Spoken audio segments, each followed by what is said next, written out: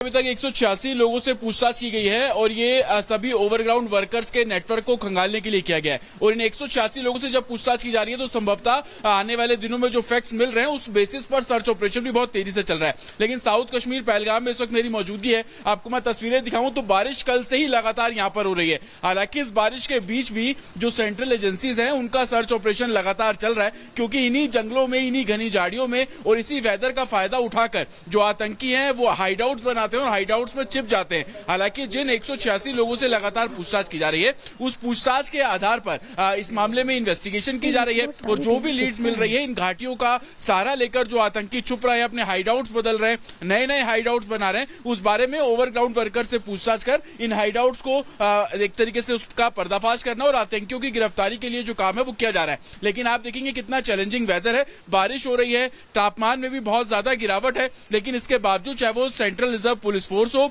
तमाम जो Indian army के जवान है वो हो, जम्मू कश्मीर पुलिस हो, हर कोई इन झाड़ियों में, इन जंगलों में, इन रिच इलाकों में जो सर्च ऑपरेशन है वो बहुत तेजी से चल रहा है। लेकिन सबसे बड़ी बात एनआईए इन्वेस्टिगेशन में इस बात को लेकर खुलासा हुआ कि ओवरग्राउंड वर्कर्स किस तरीके से एक्टिव थे। बिना ओवरग्राउंड वर्कर्स के ये पहलगाम आतंकी हमले को अंजाम नहीं दिया जा सकता था। और जिस तरीके से ये भी पता लगा कि 15 तारीख को, 15 अप्रैल को आतंकी आ जाते हैं, अलग अलग लोकेशंस पर रैकी करते हैं, उन लोकेशंस के बारे में जानकारी ओवरग्राउंड वर्कर्स द्वारा दी गई। सिर्फ पहलगाम के ही 4 ऐसे ओवरग्राउंड वर्कर्स महत्वपूर्ण जानकारी आप दे रहे हैं। इसी बीच एक और बड़ी खबर अपने दर्शकों को बता दें, भारत के एक्शन से खौफ में है पाकिस्तान, परेशान है। चीनी राजदूत से मिले पाकिस्तानी पीएम शहबाज शरीफ, भारत के एक्शन से बचने के लिए चीन से मदद मांगी है। ये बड़ी खबर आपको बता रहे हैं, भारत के एक्शन से खौफ में है परेशान पाकिस्तान और इसीलिए अब मदद मांग रहा है। जब पूरे विश्व भर से कहीं मदद नहीं मिली तो चीन से मुलाकात की जाती है, चीनी राजदूत से, और उसके बाद चीन से अब मदद की गुहार कर रहा है पाकिस्तान।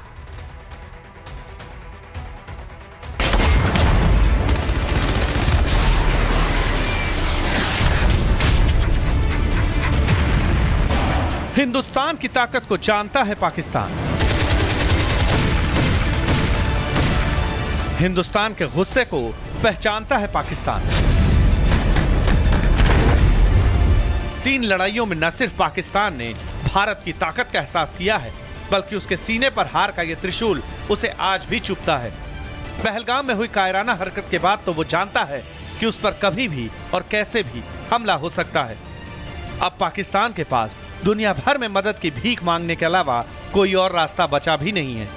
तभी तो वो हर दरवाजे पर भारत के गुस्से से बचने का रास्ता खोज रहा है। पाकिस्तान सबसे पहले दुनिया के सबसे बड़े मंच यानी यूएन पर पहुंचा। वहां भारत के साथ बढ़ते तनाव को देखते हुए यूएनएससी की बैठक बुलाने की योजना बना रहा है। पाकिस्तान का कहना है कि उसे यूएनएससी की बैठक बुलाने का अधिकार है। पाकिस्तान के स्थायी प्रतिनिधि राजदूत असीम इख्तियार अहमद ने एक संवाददाता सम्मेलन में ये बयान दिया। इस सम्मेलन में उन्होंने कश्मीर राग अलापने का मौका भी नहीं छोड़ा।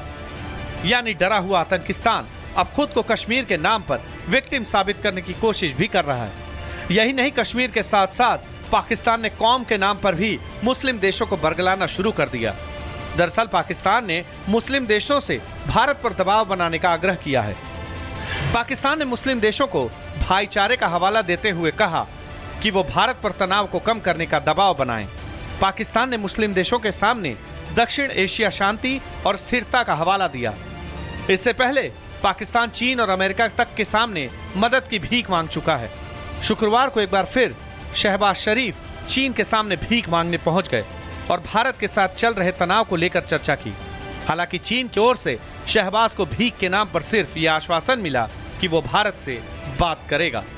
चीन से तो पाकिस्तान को आश्वासन तक मिल गया, लेकिन अमेरिका ने तो उसे भीख के लायक भी नहीं समझा। तभी तो अमेरिका के विदेश विभाग ने साफ कह दिया कि वो पीएम मोदी के साथ हैं। जिस देश की आदत भीख मांगने की है वो तो अपनी आदत से मजबूर है और हर ओर सिर्फ कटोरा लिए घूम रहा है। लेकिन इस बार भारत के दबदबे को देखते हुए कोई भी पाकिस्तान को भीख देने के लिए भी तैयार नहीं है। अब भारत के सामने पाकिस्तान का सरेंडर तो तय है, और वो भी युद्ध से पहले। Bureau report, Republic Bharat.